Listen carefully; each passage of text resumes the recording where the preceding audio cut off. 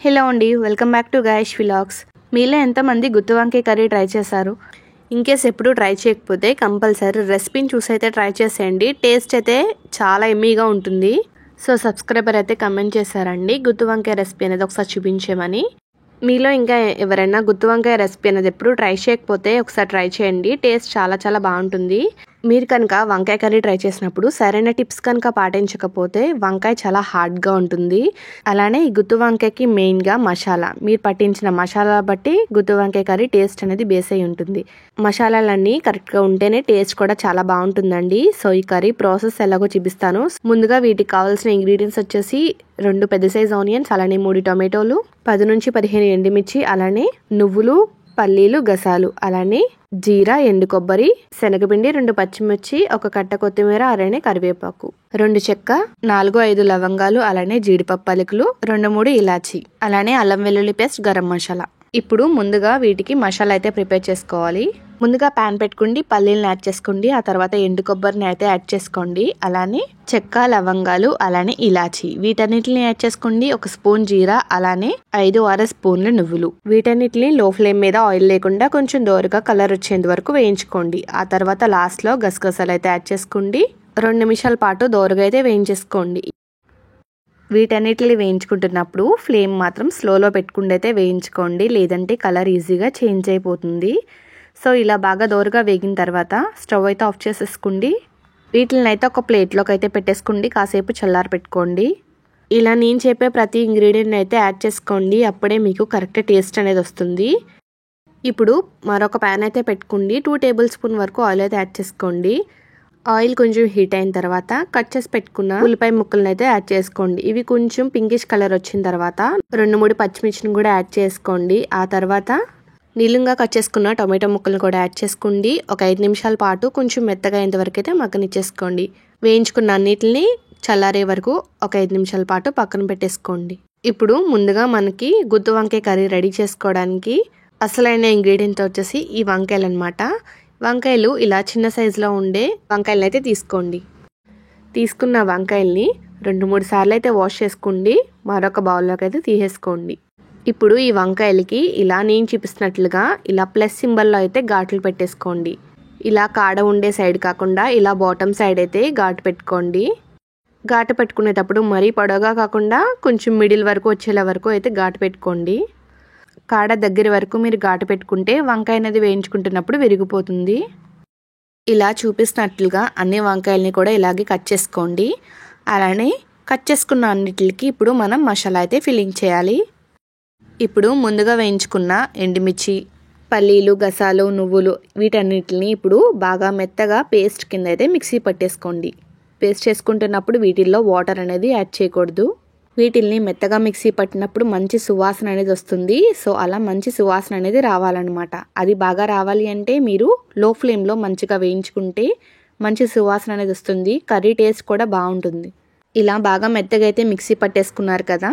ఇప్పుడు ముందుగా వేయించుకున్న ఆనియన్స్, అలానే టొమాటో, పచ్చిమిర్చిని కూడా మెత్తగా పేస్ట్ కింద అయితే మిక్సీ పట్టేసుకోండి. ఇలా బాగా మెత్తగా మిక్సీ పట్టుకున్న రెండింటిని ఒక ప్లేట్లోకి అయితే కలెక్ట్ చేసుకోండి. ఇప్పుడు నేను చూపించేవన్నీ ఒక్కొక్కటిగా అయితే యాడ్ చేసుకోండి.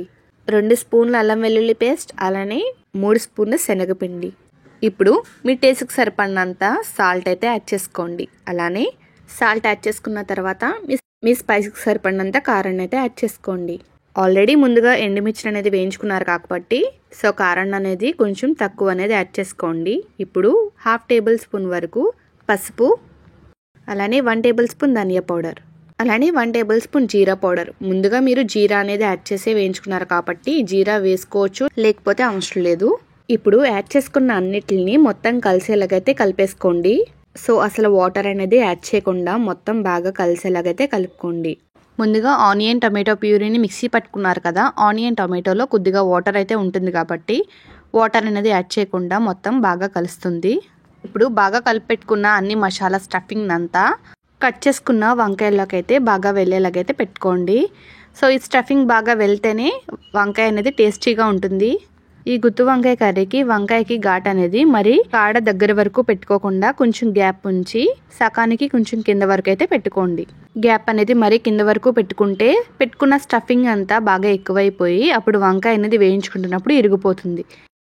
ఇలా గుత్తి వంకాయ కర్రీలోకి మసాలా అనేది ఎంత ఎక్కువ పెట్టుకుంటే కర్రీ టేస్ట్ అనేది అంత బాగుంటుంది. ఇలా ఘాట్లు పెట్టుకున్న ప్రతి వంకాయకి మీరు ప్రిపేర్ చేసుకున్న మసాలా అంతా ఫిల్ చేసేసుకోండి. ఇలా మొత్తం మసాలా పట్టించిన వంకాయల్ని పక్కనైతే పెట్టేసుకోండి. ఇలా అంతా మసాలా పట్టించారు కదా, ఇలా మిగతా మసాలా మొత్తం పక్కన పెట్టుకోండి. ఇప్పుడు మనం గుత్తి వంకాయ కర్రీకి ఈ మసాలా అనేది యాడ్ చేసుకోవాలి. ఇప్పటి వరకు ప్రిపేర్ చేసుకున్న స్టఫింగ్ అంతా పెట్టేసుకున్నారు కదా, ఇప్పుడు అసలైన కర్రీ ప్రాసెస్ అనేది ఎలా స్టార్ట్ చేసుకోవాలో చూసేద్దాం. ఇప్పుడు ప్యాన్ అయితే పెట్టుకోండి. 3 టేబుల్ స్పూన్ ఆయిల్ అయితే యాడ్ చేసుకోండి. ఆయిల్ కొంచెం ఎక్కువైనా పర్వాలేదు, మిగతా ఆయిల్ అంతా మనం కర్రీలో అనేది యాడ్ చేసుకోవచ్చు. ఇప్పుడు ఆయిల్ అనేది హీట్ అయిన తర్వాత మొత్తం స్టఫింగ్ అంతా వంకాయలకి ఫిల్ చేసాం కదా, ఇప్పుడు వంకాయల్ని ఈ ఆయిల్లో 10 to 15 మినిట్స్ పాటు మీడియం ఫ్లేమ్లో బాగా వేయించుకోండి. ఈ వంకాయలను వేయించుకుంటున్నప్పుడు కొంచెం జాగ్రత్తగా అయితే వేయించుకోవాలి. గరిటతో మొత్తం కలిసేలా కలిపేయకుండా స్లోగా అయితే తిప్పుకుంటూ ఉండాలి. సో మీరు హార్డ్గా కనుక గరిటతో కదిపితే వంకాయలు అనేవి విరిగిపోతాయి. లేదా గరిటతో కదపకుండా కాడలతో అయితే తిప్పుకుంటూ ఉంటే వంకాయలు అనేవి ఎక్కడ విరగకుండా ఉంటాయి. వేయించుకుంటున్నప్పుడు మాత్రం హై ఫ్లేమ్లో పెట్టుకోకండి. Medium flame to slow flame adjust చేసుకుంటూ వంకాయలు అన్నిటిని బాగా వేయించేసుకోండి. ఇలా వంకాయలని వేయించుకోవడం వల్ల వంకాయలు అనేవి మెత్తబడతాయి. అలానే మసాలా కూడా బాగా వేగి వంకాయలకి బాగా పట్టి టేస్ట్ అనేది బాగుంటుంది. చాలా మంది వంకాయలు ఇలా వేయించుకోకుండా డైరెక్ట్గా కర్రీలో అనేది యాడ్ చేసుకుంటారు. సో అలా యాడ్ చేసుకుంటే మాత్రం వంకాయలు చాలా గట్టిగా ఉండి అసలు మీకు గుత్తి వంకాయ తింటున్న ఫీలింగే రాదండి. అసలు గుత్తి వంకాయ అంటేనే ఇలా నోట్లో వేసుకున్న వెంటనే అలా కరిగిపోవాలి. అప్పుడే మనకి గుత్తి వంకాయ తినే ఫీలింగ్ అనేది వస్తుంది. సో ఇలా ముందుగా వేయించుకోవడం వల్ల వంకాయకి బాగా మసాలా అన్నిటిని పట్టి అలానే వంకాయ కూడా ఆయిల్లో వేగి టేస్ట్ బాగుంటుంది, మెత్తగా ఉంటుంది. ఇలా వేయించుకున్న వంకాయలన్నిటిని ఒక ప్లేట్లోకి అయితే తీసుకోండి. ఇప్పుడు కడాయి అయితే పెట్టుకోండి. 3-4 స్పూన్లు ఆయిల్ అయితే వేసుకోండి. ఒక బిర్యానీ ఆకు అయితే యాడ్ చేసుకోండి. ఆయిల్ బాగా హీట్ అయిన తర్వాత ముందుగా ప్రిపేర్ చేసుకున్న మసాలా అంతా యాడ్ చేసుకోండి. ఈ మసాలా అంతా ఆయిల్లో బాగా లూజ్గా అయ్యేంతవరకు అయితే కలుపుతానే ఉండండి. ఇలా ఒక 5-6 నిమిషాల పాటు ఆయిల్లో మసాలా అంతా బాగా వేయించుకోండి. ఇలా బాగా వేయించుకున్న తర్వాత ముందుగా మసాలా అన్నిటిని మిక్సీ పట్టుకున్న మిక్సీ జార్లో ఒక గ్లాస్ వాటర్ అయితే యాడ్ చేసుకోండి. ఆ మసాలా వాటర్ని ఒక గ్లాస్ వరకు అయితే యాడ్ చేసుకోండి. ఇప్పుడు యాడ్ చేసుకున్న వాటర్ని మసాలా మొత్తం కలిసేలాగైతే కలుపుకోండి. ఎక్కడ అనేవి ఉండలనేవి లేకుండా మొత్తం మసాలా బాగా కలిసేలా కలుపుకోండి. ఇలా మసాలా అంతా బాగా కలుపుకున్న తర్వాత ఆయిల్ కొంచెం పైకి తేలిన తర్వాత ఒక 2 గరిటెలు పెరుగు అయితే యాడ్ చేసుకోండి. పెరుగు ముందే విస్క్ చేసుకున్నా పర్వాలేదు, లేదంటే కర్రీలో యాడ్ చేసుకోండి. ఎక్కడా కూడా పెరుగు గడ్డలు అనేవి లేకుండా మొత్తం కలిసేలా కలుపుకోండి. ఇలా ఒక 2-3 నిమిషాలు పెరుగుని బాగా కలిసేలా కలుపుకున్న తర్వాత ఒక 10 నుంచి 15 జీడిపప్పు పలుకులను అయితే యాడ్ చేసుకోండి. ఇలా జీడిపప్పులు అనేది యాడ్ చేసుకోవడం వల్ల గుత్తి వంకాయ జీడిపప్పు కాంబినేషన్ అనేది చాలా టేస్టీగా ఉంటుంది. ఇప్పుడు ఒక 5-6 నిమిషాల పాటు మూత పెట్టుకోండి. హై ఫ్లేమ్లో బాగా ఉడికించుకోండి. ఇలా ఆయిల్ బాగా పైకి తేలిన తర్వాత కర్రీ గ్రేవీ ఇలా థిక్ కన్సిస్టెన్సీలో వచ్చిన తర్వాత ముందుగా వేయించుకున్న గుత్తి వంకాయ అన్నిటిని యాడ్ చేసుకోండి. సో గుత్తి వంకాయ యాడ్ చేసుకుంటున్నప్పుడు స్లోగా అయితే యాడ్ చేసుకుంటూ ఉండాలి. ఇలా వేయించుకున్న అన్ని వంకాయల్ని యాడ్ చేసుకున్న తర్వాత ఇప్పుడు మూత పెట్టుకుని మరొక 5 నిమిషాల వరకు ఉడికించుకోండి. ఇలా మసాలాల్లో ఉడికితే వంకాయ టేస్ట్ అనేది ఇంకా బాగుంటుంది. ఇలా వేయించుకున్న వంకాయలన్నిటిని స్లోగా అయితే మసాలాలు అయితే పెట్టేసుకున్నారు కదా, ఇప్పుడు మొత్తం కలిసేలాగా స్లోగా అయితే గరిటతో అయితే కలుపుకోండి.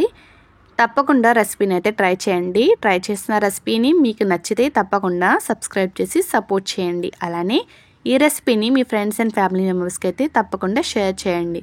రెసిపీ అయితే చాలా బాగుంటుంది. రైస్, రోటీ అలానే పరాటా దేంట్లో కన్నా ది బెస్ట్ కాంబినేషన్గా ఉంటుంది. తప్పకుండా రెసిపీని అయితే ట్రై చేసేయండి. ఇప్పుడు 1/2 టీ స్పూన్ వరకు గరం మసాలా అయితే యాడ్ చేసుకోండి. సో మీకు గరం మసాలా అనేది ఆప్షనల్ మాత్రమే. సో చాలామంది స్పైస్ని ఘాట్ని ఇష్టపడతారు. సో అలాంటి వాళ్ళు 1/2 టీ స్పూన్ వరకు గరం మసాలా అయితే యాడ్ చేసుకోండి. స్పైస్ని కొంచెం తక్కువ తినేవాళ్ళు గరం మసాలా అయితే స్కిప్ చేసేయచ్చు. ముందుగా మీరు మసాలా అన్నిటిని యాడ్ చేసుకున్నారు కాబట్టి ఇప్పుడు మీకైతే గరం మసాలా యాడ్ చేసుకోవడం లేదు. స్పైస్ని మరింత ఇష్టపడే వాళ్ళు గరం మసాలా అయితే యాడ్ చేసుకోండి. ఇప్పుడు మూత పెట్టుకోండి. 5-10 నిమిషాల పాటు మీడియం ఫ్లేమ్లో కర్రీని బాగా ఉడికించుకోండి. ఆయిల్ అనేది బాగా పైకి తేలితేనే వంకాయలకు బాగా పట్టి కర్రీ టేస్ట్ అనేది మరింత బాగుంటుంది. ఇలా ఆయిల్ అనేది బాగా సపరేట్ అవ్వాలన్నమాట. ఖచ్చితంగా రెసిపీని అయితే ట్రై చేయండి. ఒక రెస్టారెంట్ స్టైల్లో గుత్తి వంకాయ కర్రీ ఎలా ఉంటుందో సేమ్ అదే స్టైల్లో ఉంటుంది. అలానే టేస్ట్ కూడా సేమ్ ఆ టేస్ట్నే మీరు ఫీల్ అవుతారు. సో ఇలా కర్రీ బాగా దగ్గర పడిన తర్వాత ఇప్పుడు స్టవ్ ఆఫ్ చేసుకోండి. కొత్తిమీర కరివేపాకుతో గార్నిష్ చేసుకోండి. తింటే వేడి వేడి గుత్తి వంకాయ కర్రీ టేస్ట్ అయితే అదిరిపోతుంది.